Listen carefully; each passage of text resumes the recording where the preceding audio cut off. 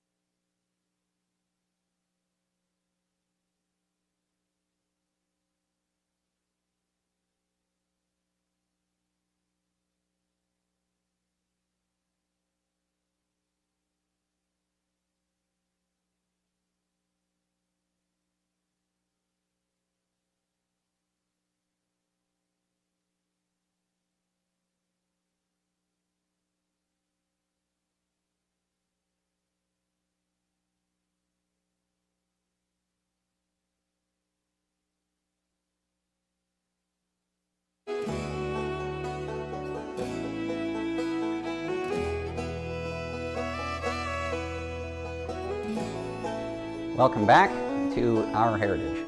And I hope all of you watching at home realize how much I like you, because right now we are going to do a practical demonstration that I'm probably going to find very uncomfortable. It can't be overstated that I think that period clothing can sometimes get very, very complicated. And to demonstrate that, Wendy is now going to put me in a corset. So, Wendy, for those watching at home who don't know what's happening, explain what a corset is.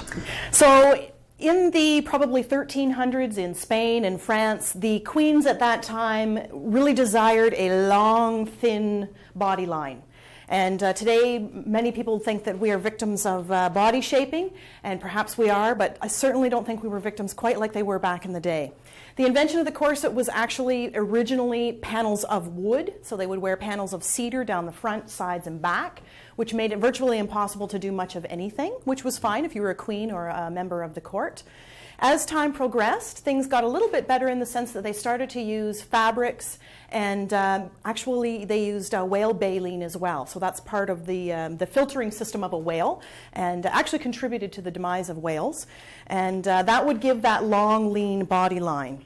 So the corset that I have today is a modern version of an probably 1880s corset, so it's fairly short through the waist.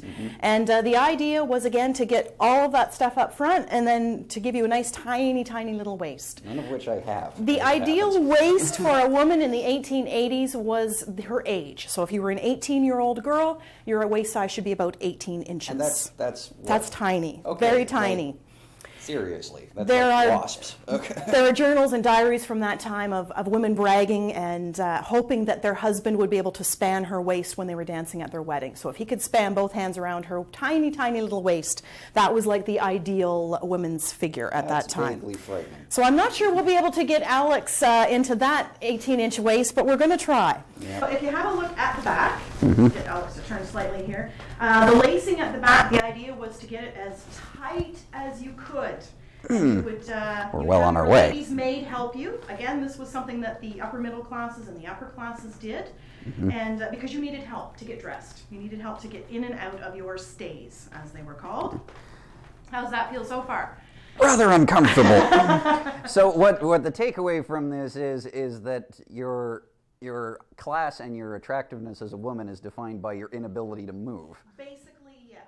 So that whole idea of women being the weaker sex probably came from the idea that they really couldn't do much of anything. Not only were they wearing things that very much restricted their movement, they were also wearing 4 or 5 layers. So underneath this, the beautiful gown that we were looking at earlier, she was wearing petticoats and pantaloons and corsets and chemises. Are you good? We're moving along. It's said that some ladies were wearing as much as 30 pounds of clothing at one point. So you can imagine how comfortable or how uncomfortable that would be to have you laced in. Now, I've got a good idea of like how much air I can take in with a deep breath, and I can't even get halfway there anymore. And we're really not as tight as those ladies back in the day would have worn it. In fact, you would have been sort of slovenly dressed if you had this much of a gap in your stays at the back. We were mentioning how you had to have a lady's maid to help you. If you think about the bedroom furniture of the day back in the 1880s, the tall bedposts at the end of the bed, that was so that they had something to hold on to while the lady's maid was pulling the stays. There are even satirical cartoons with the maid's got her foot up on the lady's back. Pull it tighter, and that was the whole idea, was to get that teeny, teeny, tiny little waspish waist. Shall we release you from your stays? I'm having flashbacks to what Keira Knightley in Pirates of the Caribbean. It's important to note, too, that little girls from the age of 6 or 8 would have started to wear corsets. Oh. Very young children, 4 years old, would have worn something called a stay band, which was basically a stiffened undershirt. And upper-class women and mothers were really admonished if they didn't do this to their daughters. They felt like their daughters wouldn't grow properly, that they wouldn't grow straight. And so you can imagine putting an 8-year-old girl in a corset and how much that would have restricted her movement as well. And did it have a significant impact on women's health? Absolutely. Unfortunately, of course, we don't have X-ray technology from that era. But we do know that it did compress the rib cage and it did move internal organs around. It would compress the lungs. So again, women would faint, and the fainting couch and this idea of women being weak was literally because they couldn't catch a deep breath. So it was certainly something that drastically affected their health. What did they do when they were pregnant? Some women still corseted when they were pregnant. Manufacturers manufactured corsets that were specific to maternity. Certainly once you got past the point that you were really showing, women weren't seen in public anyways, and you were sort of hidden away until after the baby was born. But once you get into the 1900s, manufacturers also started advertising corsets as health corsets and sport corsets. And the idea was that, you know, the new inventions like bicycle riding and cricket and tennis and all of the sports that were coming into play, those women were still corseted underneath their garments. And bicycling and these other factors, of course, would have had some contribution to the skirt length, I dare say. It did, and in fact the bicycle is what contributed to women being able to wear pants or a version of pants. So they would wear a split skirt, still quite full, but so that they would be able to ride astride a bicycle. Right, so, in the late 1800s. Well, this thing's not doing wonders for my health, so let's get me out of All right, so we're going to undo you in the front. Okay. And the corsets, as I mentioned, were, once we got past the Industrial Revolution, we had lots of metal. The corsets went from being wood stays and whale baleen stays to metal stays. And this is an example from the early 1900s. And you can see inside all of the heavy-duty construction going on in there with catches. And these are basically metal, steel-type bars. And I'll help you if that pops out. Well, and it did. I mean, they would wear a garment over top of this called a corset cover, and that would hopefully prevent any of the stays from popping through and ruining your dress. I was worried about it popping the other direction. Yes, I'm sure it wasn't very comfortable in any sense. Yeah. So we're going to get onto the social changes that kick in and how that affects women's fashion in a moment. But that was very instructive, I have to say. To live in a time where your status is elevated by how little you do. That's right. Absolutely. It's a little counterintuitive. Yes. And of course, you know, obviously you can't get in. Presumably, you can't get into one of those things without someone to help you. Absolutely, no. You would definitely need a lady's maid to assist you getting right, dressed. So again, it's this thing that I don't think a lot of people realize is that traditionally, the less you do defines how high your status is. Absolutely. If you and I discuss, are both fans of Downton Abbey, and the shock and the horror that greets the ladies in that getting jobs, and yes. It's extraordinary, and it's just a whole value set that in the North American culture and certainly in 21st century culture isn't really clicking anymore. So we're going to take the step into that social change a little bit when we come back.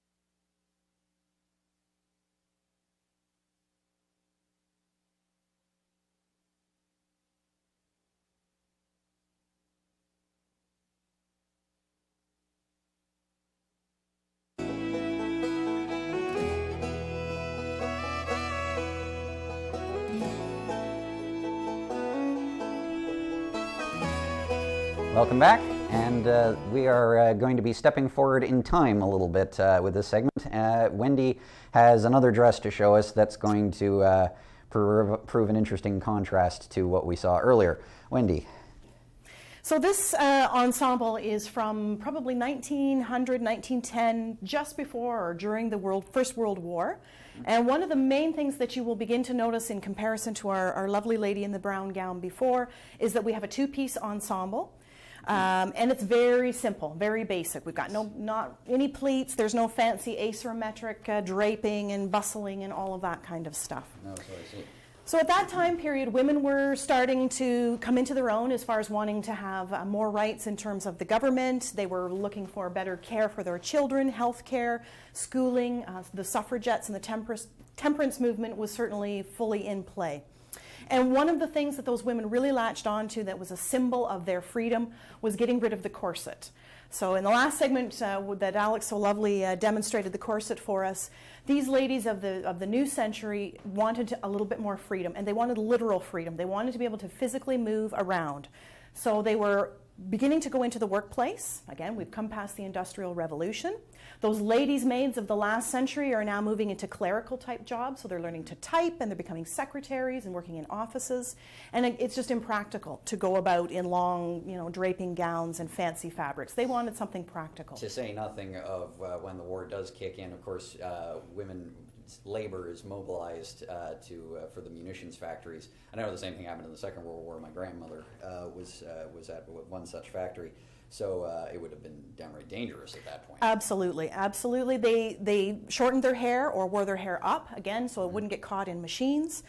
You obviously can't work in a factory if you've got long draping sleeves and long skirts. One of the first actual changes to any real laws was the nurses of World War I, and they appealed to the war board to shorten their skirts. Here they were trying to care for men in the mud and the blood and the gore, and they were dragging their skirts through all that filth, and of course it was contributing to the infection and the disease that they were trying to fight. And I noticed this one does seem a bit shorter than the one we looked at. It's more ankle length. Absolutely. So after the 1900s, the skirts come up off the floor. We see ladies' feet for the first time. We see their ankles, which for some people was very shocking. and again, not that great huge volume of fabric. So she still would have been wearing undergarments and petticoats and stockings and all of that stuff underneath, but maybe not 40 pounds worth. No, I should hope not. Well, and I'm remembering to make use of another example that some of you might have watched. Early on in Downton Abbey, we had the youngest daughter in the family show up to her first theater season in pantaloons, and everyone's, ooh, pants, shocking. Yeah, very shocking. In fact, it was illegal in most of North America for women and girls to wear pants in school and in public places until into the 1970s. So it's a relatively new thing that we see women wearing primarily trousers.